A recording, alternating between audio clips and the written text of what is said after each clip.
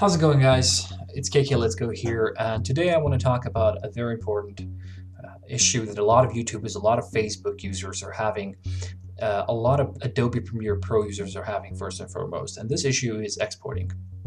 Now, exporting usually takes a lot of thinking, a lot of tinkering around, because exporting from Adobe Premiere Pro takes a little bit of knowledge. You need to know what you're doing, you need to know where you're clicking, and you need to know what kind of a file you really want to see.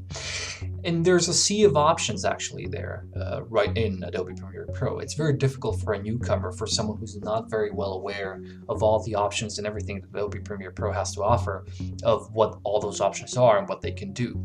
However, this is a very quick tutorial on what these options actually mean and what is probably the best option you can go with in order to preserve the quality of the video, but also have a file size which can be suitable for uploading to YouTube and Facebook, of course depending on your upload rate and internet connectivity in general. So without further ado, let's get right into it. I promise this video is not going to take long, so let's see what you should do when we're talking about exporting from Adobe Premiere Pro.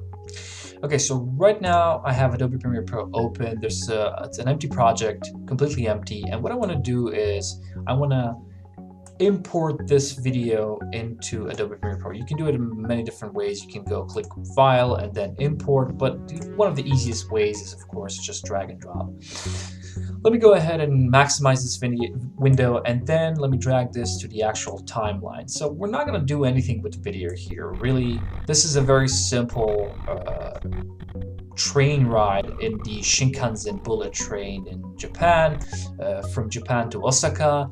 This footage was recorded, I think, 2 years ago on my GoPro. You can see the fisheye lens there, and really we don't really want to do anything with the video. We can of course edit it, we can play with it, right? We can do the shadow tinting, clearly we can do the highlight tinting, we can do the basic corrections, we can lower the contrast, increase the shadows a little bit, whatever. You can do whatever you want. Let's say we're happy with how the video looks right now, and we did our edits and everything's fine, everything's peachy.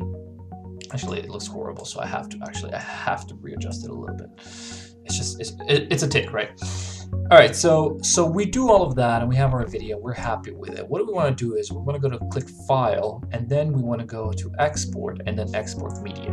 And this is where things get interesting, right? So if you're a newcomer to Adobe Premiere Pro, you probably don't know what all of these things mean, right? You don't know what most of these things here actually, what they stand for.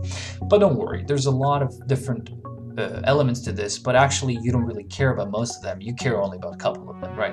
So the first and foremost, you want to choose the format, and you most likely want to stick to H.264 because this is the format that is most widely recognizable and most commonly used for all the video purposes and needs that layman needs. So Facebook, YouTube, even maybe some home video making.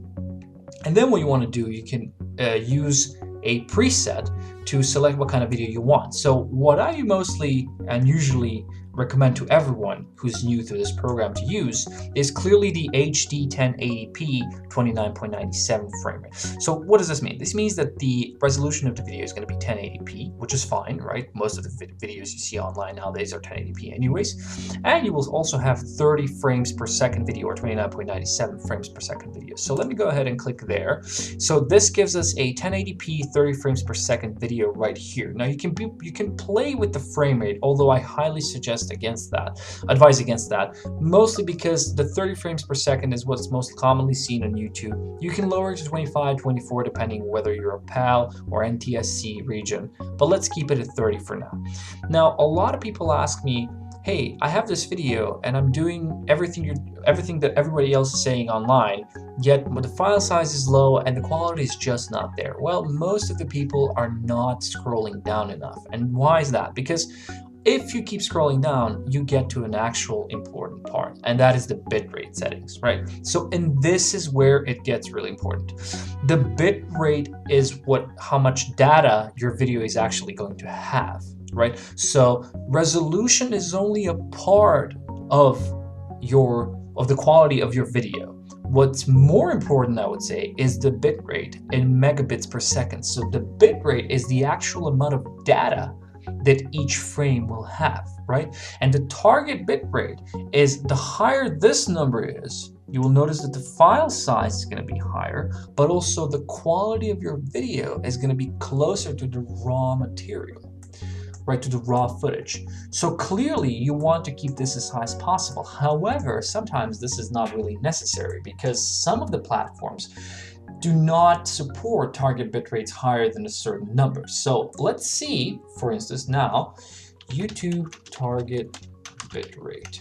Boom. So if you go here, you can, just by Googling this, you will see that the recommended video bitrates for YouTube are as follows. So video bitrate, so in standard frame rates, YouTube recommends 8 megabits per second, not more than that. And this is a target bitrate we can be aiming at. However, we want to go higher than that. We want our video to be really shiny. We want our video to be really good. So let's go with a number of 30. And then once you're done, once you're happy with that, you want to ignore all of this other stuff. I know a lot of YouTubers are going to tell you to look at other stuff, look at all this other information. In my mind, you can just be free to skip that and just click on this export button and let Adobe Premiere Pro do its magic. Right, clearly I'm going to speed this part up now.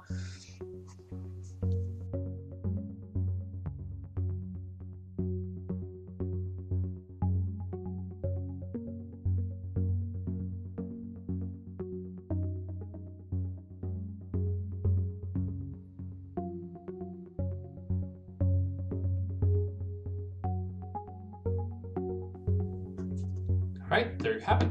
So now the video has been exported, and clearly what I forgot to mention before is that you should rename your video clearly and choose a destination, but you probably know all of that already.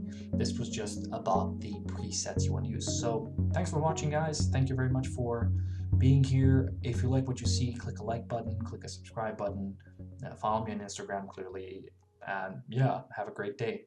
Cheers.